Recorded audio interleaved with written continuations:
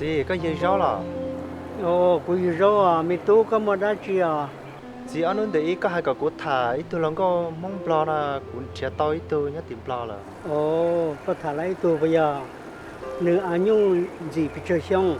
một cổ cho xong Cổ chua xong nó chỉ rong đó mi tu đó. Tu nó nhung cổ chua xong nó mà yếu chủ yếu sẽ rong rò thế nó. Có sao thế thì mày cả mà thì lưu dụng nữa. Mà giờ thì nó nhung kỳ đùa thế. Thì chỉ bao ta đã chỉ nó mi tu nữa. giờ mà chị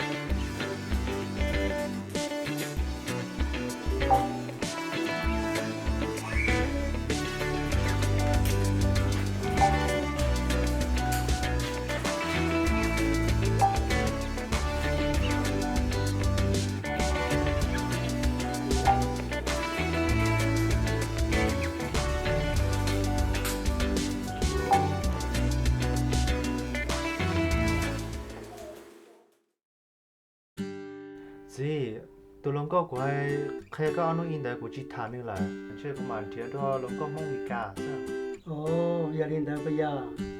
Vì cha có hai chỉ thả. họ của chị thả nữa đấy đó họ nên xong đấy dùng gì cũng chơi ra của tao nữa là nếu đã chi là nếu như dùng gì lấy họ nên xong đấy đấy Lên đó là mình thiệt đùa mi tu. Lần có trong đi trong. nó lên mà thả